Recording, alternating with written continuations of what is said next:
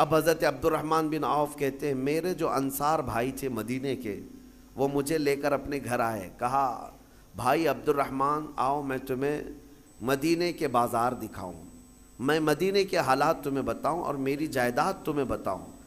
لے کر کے آئے، نبی پاک صلی اللہ علیہ وسلم نے صرف منہ بولا بھائی ہے نا، ماں کا بیٹا تو نہیں تھا، حضور نے فرمایا کہ آج سے تمہارا بھائی ہے۔ تو مدینے کے وہ انصار صحابی حضرت عبدالرحمن بن عوف سے کہتے ہیں دیکھو مدینے میں میرے اتنے باغیچے ہیں، ان میں سے آدھے تمہارے آدھے میرے، میری دکانیں ہیں ان میں سے ایک دکان تمہاری ایک دکان میری، میرے گھر یہ ہیں آدھا گھر کا حصہ میرا آدھا تمہارا، حتیٰ کہ وہ یہاں تک آدھا آدھا کرتے گئے۔ مدینے کے وہ صحابی کہتے ہیں کہ آپ اجنبی ہیں، نئے آئے ہیں مدینے میں، لہٰذا تمہیں سیٹل ہونے میں ٹائم لگے، میری 2 بیویاں ہیں، میں نے نکاح کیا ہے، ایک بیوی کو میں طلاق دے دوں گا، عدت کے بعد تم اس سے نکاح کر لو۔ یعنی ہر چیز میں انہوں نے تقسیم کر دیا۔ حضرت عبدالرحمن بن عوف کہتے ہیں آپ مجھے اتنا سب کچھ نہ دیں، مجھے ایک کام کریں بازار لے چلے مدینے اور مجھے بازار کے معاملات دکھا دیں، اور اس کے بعد پھر تھوڑے سے مال کیپٹل کی ضرورت ہے، اس کے بعد پھر میں خود کھڑا ہو جاؤں گا۔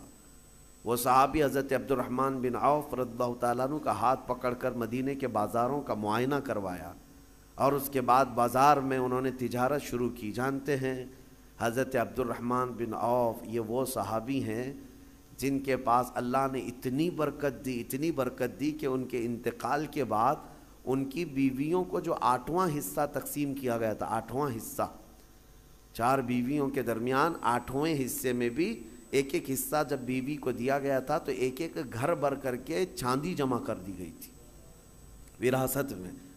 اس قدر اللہ تعالیٰ نے برکت عطا کی تھی۔ لیکن یہ کیسے ممکن ہوا کہ ایک مالدار صحابی نے ان کا ہاتھ پکڑ کر بازار میں کھڑا کیا اور انہیں کام پر لگایا اور تجارت سکھائی؟ یہ طریقہ کار تھا۔ آج جو سرمایہ دار لوگ ہیں ان کی خواہش صرف یہ ہوتی ہے کہ کتنا کمائیں ہم غریبوں سے، لوگوں سے کتنا مال ہمارے پاس آئے، پروفٹ چاہیے، جہاں سے آئے جمع کرتے جاؤ۔ کبھی یہ کیوں نہیں سوچتا کوئی کہ جن سے ہم نے خوب کمایا ہے ان پر ہم تھوڑا خرچ بھی کریں، ان کے مصالح کے لیے، ان کے کاموں کے لیے۔ ہم بڑے بڑے پونجی پتیاں جتنے ہیں ہمارے ملک میں تو وہ بڑے لوگ ہیں جو دنیا کے ٹاپ لیول پر آتے ہیں، ورلڈ کے سب سے مالدار لوگوں میں آتے ہیں، لیکن ان کا غریبوں میں حصہ کیا ہے؟ جا کر کے دیکھ لو، کچھ بھی نہیں ہوگا، بلکہ لوٹ مار کے علاوہ کچھ نہیں ہے، لوٹ کھسوٹ کے علاوہ کچھ نہیں ہے۔ یہ تو ہمارے گھروں میں لگنے والی بجلیوں کا اتنا خون چوستے ہیں، ہر جگہ پر تو یعنی جتنے بھی لوگ ہیں ان سے یہ پونجی پتی لوگ صرف کمانا جانتے ہیں، ریٹرن نہیں دینا چاہتے۔ جبکہ نظام مصطفیٰ یہ تھا، نظام مصطفیٰ یہ حضرت عثمان غنی رضی اللہ تعالیٰ عنہ بہت بڑے پیسے والے تھے۔ نبی پاک صلی اللہ تعالیٰ علیہ وسلم کے پاس جب کوئی حاجت مند آتا تو حضور حضرت عثمان کے پاس بھیجتے تھے، اور حضرت عثمان غنی یہ نہیں پوچھتے تھے کہ کس کام کے لیے چاہیے، کتنا چاہیے، نبی پاک صلی اللہ تعالیٰ علیہ وسلم کی طرف سے آیا ہے تو وہ اپنا سب کچھ اتنا دیتے تھے کہ وہ خود اپنے زمانے کا ایک بہت بڑا مالدار بن جاتا تھا۔ یہ نظام مصطفیٰ ہے۔ آج زکوٰۃ کا نظام پورا درہم برہم ہے، زکوٰۃ ہمارے ہاں نکالی جاتی ہے لیکن نظام ایسا درہم برہم ہے، کہیں جا کر کے زکوٰۃ کا پیسہ جام ہو جاتا ہے، مستحقین ویسے کے ویسے ہیں۔ ہمارے مسجدوں کے باہر مانگنے والوں کی تعداد سال بھر میں کبھی کم نہیں ہوتی، یا کچھ لوگ اگر پیشہ ور مانگتے ہیں تو انہیں روکنا چاہیے۔ میں یہ نہیں کہتا کہ وہ صرف اور صرف غریب مستحقی ہیں، ہو سکتا ہے کچھ لوگ پیشہ بنا لیے ہوں مانگنے کو، لیکن مسلمانوں کو ان تمام چیزوں کو روکنا چاہیے۔ اور ہماری زکوٰۃ کا جو نظام ہے، اللہ نے سب سے پہلے قرآن میں فرمایا انما الصدقات للفقراء والمساکین، سب سے پہلے زکوٰۃ کے مستحقین فقیر ہیں، مساکین ہیں۔ اور پھر یہ جو مدارس کا ہے، مدرسوں کو زکوٰۃ ان کا نمبر قرآن پاک میں سب سے اخیر میں ہے۔ فی سبیل اللہ، یعنی جو اللہ کی راہ میں ہیں وہ طالب علم ہے. ہاں اگر وہ مستحق غریب ہے، فقیر ہے، تو ٹھیک ہے، وہ بھی نمبر 1 پر زکوٰۃ لے سکتا ہے. لیکن آج ہمارے لوگوں میں ایک ذہن میں یہ بات بیٹھی ہے کہ زکوٰۃ صرف اور صرف ایک جگہ جو مدرسوں کو دی جاتی یہی ہے، وہ ایک حصہ ہے. آپ ضرور دیں، جو مستحق ادارے ہیں وہ دین کا نظام چلا رہے ہیں ضرور دیں، لیکن آپ آس پاس کبھی نظر نہیں کرتے، اپنے ارد گرد نظر نہیں کرتے. قرآن پاک میں ان فقیروں کا ذکر کیا گیا ہے کہ جو شرم کے مارے تم سے مانگتے نہیں وہ حقیقت میں فقیر ہے. حیا کی وجہ سے تمہارے پاس ہاتھ نہیں پھیلاتے وہ حقیقت میں فقیر ہیں، اور ان کو دینے پر اللہ تمہارے بہت بڑے اجر کا وعدہ فرمایا. یہ احساس آپ کو خود کو ہونا چاہیے. میں آج ایک مثال دوں. نبی پاک صلی اللہ تعالیٰ علیہ وسلم کا جو نظام ہے، سیدنا عثمان غنی رضی اللہ تعالیٰ عنہ کا جو مال تھا، حیرت ہوتی ہے آج بھی مدینہ طیبہ میں حضرت عثمان غنی کا اکاؤنٹ چل رہا ہے، آج بھی ان کے بینک کا کھاتہ چل رہا ہے. 14 صدیاں گزر گئی، ان کے نام کی جائیداد آج بھی موجود ہے. ان کا باغیچہ، ان کا کنواں جو انہوں نے خرید کر کے وقف کیا. جس کے پاس مال ہے وہ اگر اپنے سرمائے کو ریٹرن قوم تک پیش کرتا ہے تو اس کا مطلب یہ نہیں ہے کہ اس کا سرمایہ کم ہو جائے گا. تاریخ کی سچائیاں بتا رہی ہیں 14 سینچریاں گزر گئی لیکن ان کے مال میں ابھی بھی کمی نہیں ہے. مدینہ طیبہ میں ان کے نام کی پوری ہوٹل بھی ہے، وقف عثمان بن عفان. حضرت عثمان غنی رضی اللہ تعالیٰ عنہ کے وقف کی ہوئی چیزیں آج بھی مدینہ میں موجود ہیں اور سرمایہ کما رہی ہیں، آج بھی کما رہی ہیں. مدینہ طیبہ میں جب حضور تشریف لائے حالات کیا تھے؟ ایک ہی کنواں تھا میٹھے پانی کا، اور وہ بھی یہودی کے قبضے میں تھا. وہ پانی بیچتا تھا تو پانی بیچا جاتا تھا. ظاہر سی بات ہے یہ استحصال آج بھی کچھ لوگ کرتے ہیں. جب ضرورت کی چیزیں نہیں ملتی مارکیٹ میں تو کچھ مالداروں کے پاس یہ چیزیں ہوتی ہیں اور وہ لوگوں کو جو 10 روپے کی وہ 100 روپے میں بیچتے رہتے ہیں. یہ احتکار اسلام میں ناجائز و حرام ہے.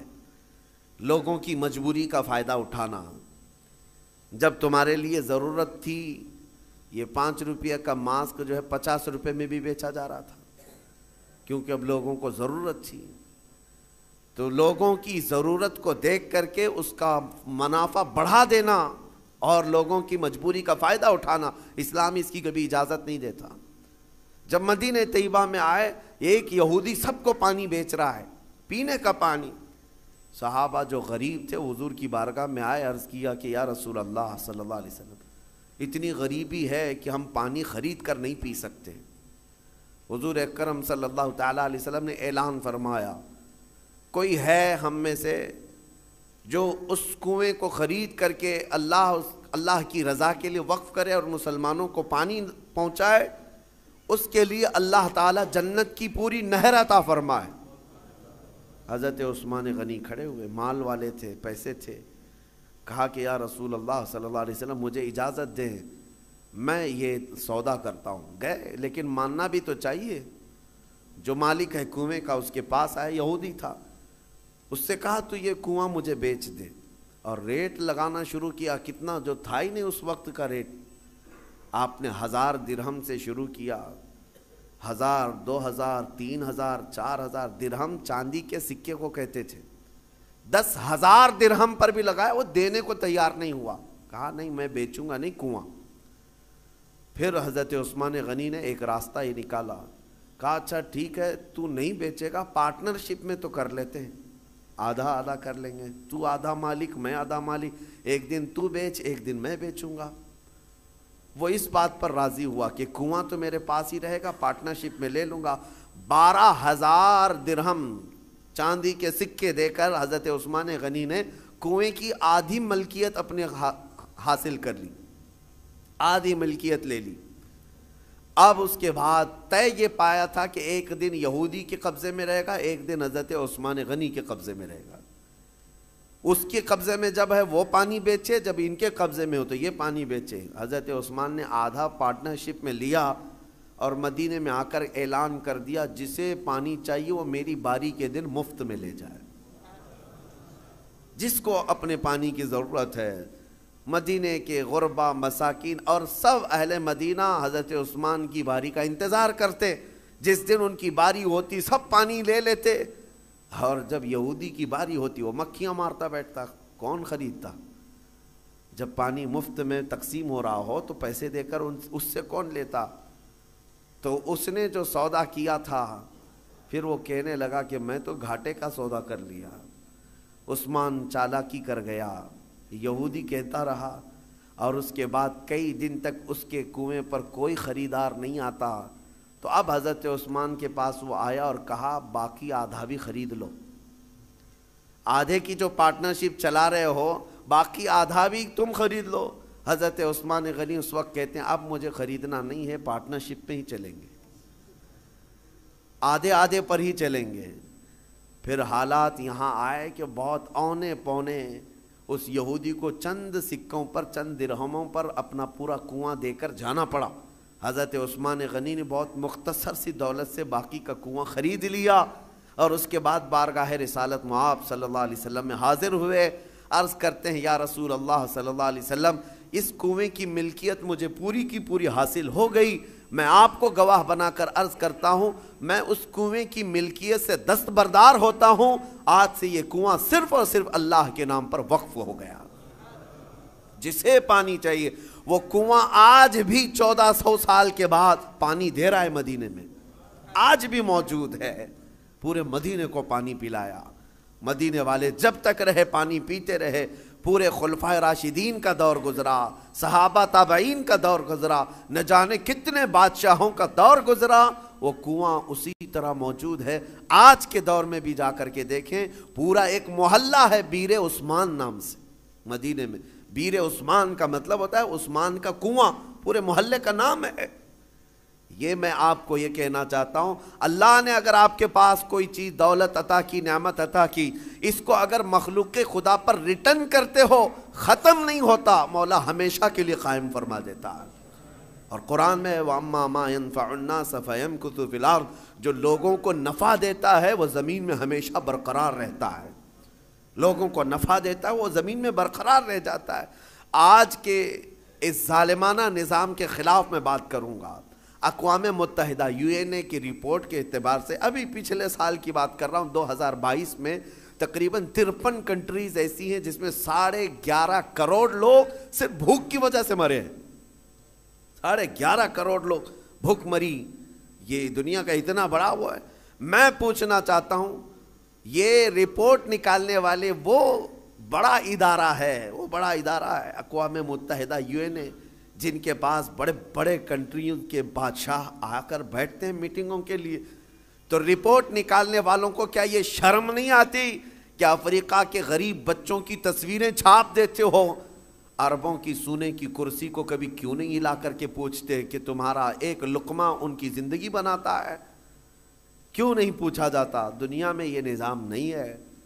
دنیا آج مالداری کے حصول میں اور کمپٹیشن میں اتنی آگے بڑھ رہی ہے، ہر کوئی مال میں کمپٹیشن کرنا چاہ رہا ہے۔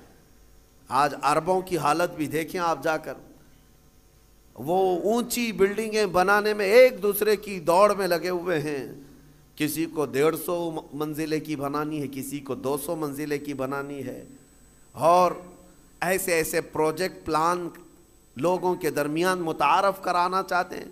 سعودی بھی دوڑنے لگ گیا، قطر بھی دوڑ رہا ہے، UAE بھی دوڑ رہا ہے، مال کی ریل پیل اتنی ہے، لیکن ان کے قریب میں یمن کے 50 لاکھ لوگ بے گھر ہیں، سیریا کے، شام کے، عراق کے، فلسطین کے بچے کھانا تو دور، بیماری میں دوا کی ایک گولی انہیں میسر نہیں ہے، وہ چھوٹی چھوٹی بیماریوں میں دم توڑ جاتے ہیں، مر جاتے ہیں۔ ہے تو امت مصطفیٰ، ان مالداروں سے سوال ضرور ہوگا، ضرور ہوگا۔ ان کے بغل میں بلکہ ان کے سائے میں وہ تمام قومیں ہیں جو چیخ رہی ہیں، لیکن کسی کی چیخ ان کے کانوں تک نہیں آتی۔ آپ جا کر کے دیکھیں، کھانا ان کے کھانے کا طریقہ یہ ہے کہ 2-4 ہاتھ بڑے برتن پر رکھ کر کے عرب اس کو فیشن سمجھتے ہیں، باقی پورا کھانا گٹر میں پھینک دیا جائے۔ پورا کا پورا بکرا بنایا جائے، 2-3 چمچ اس میں سے گوشت نکال کر کے باقی پھینک دیا جائے۔ یہ ہم نے اپنی آنکھوں سے دیکھا ہے، 1-2 نہیں، کئی کنٹل کی تعداد میں کھانا اس طرح پھینک کر کے بہا دیا جاتا ہے، اور ایک طرف ایک بریڈ کے لیے، ایک روٹی کے لیے سیریا میں بچے دھوپ میں دن بھر قطار لگا کر کھڑے ہوتے ہیں۔ کوئی ریلیف بانٹنے والی تنظیم آتی ہے، اور جو لوگوں سے چندہ کر کے وہاں جا کر کے لوگوں کو خیرات کرنے والی کوئی تنظیم آتی ہے، ایک گاڑی آتی ہے تو بچے ایسے جھپٹ پڑتے ہیں جیسے چیل جھپٹتی۔ ہمارے ساتھ ہوا ہے، ہم بس لے کر کے عراق میں جائیں تو بس کا دروازہ کھولنا مشکل ہوتا ہے، بچے اس طرح سے پورے دروازے کو لٹک جاتے ہیں۔ اکثر تو ہمیں یہ ڈر لگتا تھا کہ کوئی بچہ ٹائر کے نیچے نہ آ جائے۔ ڈرائیور سے ہم بار بار کہتے بھی تھے کہ اتنے بچے ہیں، ایک بار بس کسی محلے میں چلی جائے تو 100-150 بچے 5 سال سے 7 سال کی عمر کے، دیکھو تو ان کے چہرے گلابی رنگت خوبصورت ہیں، لیکن الجھے بال، پھٹے کپڑے، اور ہمارے کپڑوں سے لپٹ جائیں، اور بانٹنے والا تھک جاتا ہے۔ مجھے یاد ہے 11ویں شریف کے موقع پر بکرے ذبح کر کے ہم نے اپنا نہیں پکایا، ان غربا اور مساکین کے جو ریفیوجی کیمپ تھے اس میں لے کر گئے۔ ایک ایک گوشت کا ٹکڑا 1/4 کلو کا ہوتا تھا، 1/4 کلو کا گوشت کا ٹکڑا ایک ایک کو تقسیم کیا جا رہا ہے، بچے اس طرح سے جھپٹ کر کے لیتے، اور میں نے دیکھا ہماری آنکھیں بھیگ گئی تھی۔ وہ جب گوشت کا ٹکڑا لے کر اپنی جھوپڑی میں جا رہے تھے تو چوم چوم کر کے آنکھوں کو لگا رہے ہیں، اور پکار پکار کر کے اپنی اماں سے کہہ رہے ہیں کہ گوشت آ گیا گھر میں، گوشت آ گیا گھر میں۔ یہ کیفیت ان ممالک کی میں بتا رہا ہوں جہاں امت مصطفیٰ آباد ہے۔ میرے عزیزو، یہ درد اس لیے کہہ رہا ہوں، ایک طرف سرمایہ دارانہ نظام ہے، اربوں کی پیسوں کی ریل پیل، دیکھو ان کو سونے کی کرسیاں بنانا ہے، سونے کی کموڈ بنانا ہے، ان کو لگژری گاڑیوں کا کلیکشن جمع کرنا ہے، اور کوئی امریکہ اور سپر پاور کنٹری کا کوئی بادشاہ آئے، کوئی بڑا لیڈر آئے تو اس کو سونے کی زنجیروں سے اور اس کو گفٹ سے بھر دینا ہے، لیکن ایک غریب کو 2 لقمے کھلانے کی ان کے اندر توفیق نہیں۔ یہ سارا مسئلہ صرف توفیق الہی سے ہے۔ اسی لیے رمضان المبارکہ میں ان لوگوں کا احساس کرو، اگر احساس نہیں ہے تو پھر جینے کا کوئی مقصد بھی نہیں ہے۔ احساس ہی سب سے بڑے ایمان کی طرف لے جاتا ہے۔ آپ کو یہ احساس ہونا چاہیے۔ میرے آقا صلی اللہ تعالیٰ علیہ وسلم نے حدیث میں فرمایا، من لم یہتم بامرنا فلیس منا، جو اس حال میں صبح کیا کہ میری امت کے بارے میں کچھ نہیں سوچا، وہ میری امت میں سے نہیں ہے، میری امت میں سے نہیں ہے۔ آج آپ تمامی حضرات سے بھی میں یہی کہوں گا، تمہارا اپنا روزہ، آپ کو پتہ ہے روزہ آپ بھوکے پیاسے رہتے ہیں، لیکن اس کے باوجود جب اجتماعی طور پر کہیں افطار ہو رہی ہو، مسجدوں میں جاؤ یا کہیں ایسی جگہوں پر جا کر افطار کرو جہاں دوسرے لوگ بھی ہوں، تمہارے افطار تو کرنا ہی ہے، لیکن اپنے ہاتھ سے اٹھا کر اپنے ایک بھائی کو کھجور بھی دے دیا، اس کے روزے کے برابر بھی آپ کو ثواب ہے۔ اللہ تبارک و تعالیٰ نے یہ نظام تمہارے لیے رکھا ہے۔ صحابہ اکرام فرماتے ہیں، ایک وقت وہ تھا رمضان کے روزے کی افطاری کا وقت قریب تھا، 70 صحابہ جو اصحاب صفہ میں ہیں نبی پاک کے حجرے کے باہر بیٹھے رہتے تھے۔ ایک دودھ کا پیالہ آیا ہے، چند کھجوریں آئی ہیں اور سب دسترخوان پہ ہیں، اور افطار کے لیے چند ہی لمحے باقی رہ گئے۔ نبی پاک صلی اللہ علیہ وسلم نے اپنے حجرے میں اندر دیکھا، حضرت عائشہ سے کہا کہ عائشہ باہر نظر کرو، کوئی باقی تو نہیں رہ گیا، کوئی مسافر، کوئی اجنبی تو نہیں ہے۔ حضرت عائشہ کہتی ہیں وہ کھڑکی سے اندر سے جھانک کر دیکھتی ہیں، جنت البقیع قبرستان حضور کے حجرے سے تھوڑی دور پہ ہے، ایک درخت تھا غرقد کا، اس درخت کے نیچے کوئی ایک مسافر آیا ہے اور الجھے ہوئے بال ہیں، کہیں لمبے سفر سے آیا، وہ اپنی سواری کو باندھ رہا ہے۔ حضرت عائشہ نے کہا یا رسول اللہ صلی اللہ علیہ وسلم، کوئی دور کا مسافر لگتا ہے اور غرقد کے نیچے کھڑا ہے، افطار کرنے کے لیے میرے آقا بیٹھے، چند لمحے باقی رہ گئے تھے۔ صحابہ کہتے ہیں حضور دسترخوان چھوڑ کر اٹھ گئے، میرے آقا دسترخوان چھوڑ کر اٹھ گئے اور چل کر کے گئے، اور جب اس کے پاس گئے تو اس سے پوچھا کہاں سے آئے، وہ بڑا لمبا سفر کر کے آیا تھا، اور حضور اکرم صلی اللہ تعالیٰ علیہ وسلم نے اس سے پوچھا کہ یہاں آنے کا مقصد کیا ہے، آنے والے نے کہا میں محمد صلی اللہ علیہ وسلم سے ملاقات کے لیے آیا ہوں، میں انہیں دیکھنے آیا ہوں۔ حضور نے ہاتھ پکڑ کر طلب کیا کہ چلو ہمارے ساتھ، اور حضور اکرم صلی اللہ تعالیٰ علیہ وسلم لا کر کے اس کو دسترخوان پر بٹھائے، اور جب دسترخوان پر بیٹھا ایک دودھ کا پیالہ تھا، حضور نے پیش کیا، وہ آیا ہوا مسافر پورا دودھ پی گیا۔ یہاں کسی کے لیے سب روزے والے لوگ ہیں، دودھ پی گیا۔ نبی پاک صلی اللہ تعالیٰ علیہ وسلم مسکرائے، اور کھجور حضور نے اپنے منہ سے تھوڑی سی کھائی اور صحابہ کو دیا۔ صحابہ کہتے ہیں ساروں نے وہی کھجور کھائی، سبوں نے وہ کھجور کھا لی۔ اب اس کے بعد وہ بندہ پوچھتا ہے محمد کہاں ہیں؟ جو آیا ہوا ہے وہ کہتا ہے محمد کہاں ہیں؟ نبی پاک صلی اللہ تعالیٰ علیہ وسلم نے اس وقت تک اسے احساس ہونے نہیں دیا میں اللہ کا رسول۔ سب سے پہلے اس کا پیٹ بھر جائے، سب سے پہلے اس کی ضرورت پوری ہو جائے۔ پھر صحابہ نے کہا تیرا ہاتھ جس نے تھاما تھا وہی اللہ کا رسول ہے، وہی محمد عربی صلی اللہ تعالیٰ علیہ وسلم ہے۔ اے احساس ہے میرے عزیزو، آج اللہ تعالیٰ نے کوئی چیز تمہارے پاس دی ہے تو ذخیرہ اندوزی کے جرم میں کبھی مبتلا مت ہونا۔ ذخیرہ اندوزی کا مطلب یہ کہ خزانے جمع کرتے رہو کرتے رہو۔ قرآن کہتا ہے والذین یکنزون الذهب والفضة ولا ينفقونها في سبیل اللہ فبشرهم بعذاب علیم۔ اللہ فرماتا جو خزانہ جمع کر رہے ہیں، سونا چاندی ذخیرہ کرو ذخیرہ کرو، تمہیں جتنا جمع کرنا ہے جمع کرو، لیکن اس کا حق ادا نہیں کیا، اس کی زکوٰۃ نہ نکالی۔ اللہ فرماتا ہے اے حبیب ان لوگوں کو بشارت دے دیں دردناک عذاب کی۔ یوم یحمى علیہا فی نار جہنم فتکوی بہا جباہہم وجنوبہم وظہورہم ھذا ما کنزتم لانفسکم فذوقوا ما کنتم تکنزون۔ قیامت کے دن اللہ فرما رہا ہے اس دن آگ تپائی جائے گی جہنم کی، اور پھر یہ جو لوگ ذخیرہ اندوزی میں ملوث تھے ان کی پیشانیوں کو داغا جائے گا، ان کی پیٹھ کو داغا جائے گا، ان کے دونوں بازوؤں کو داغا جائے گا، اور پھر ان سے کہا جائے گا چکھو یہ تمہارا وہی مال ہے جس کو تم جمع کر کے سانپ کی طرح بیٹھے رہتے تھے۔ اگر اللہ نے دیا خوب جمع کرو، خوب حاصل کرو، لیکن اس کا حق بھی ادا کرو، اس کا حق ادا کرو۔ آج حالات ہمارے پوری امت کے لیے اس قدر دردناک ہیں۔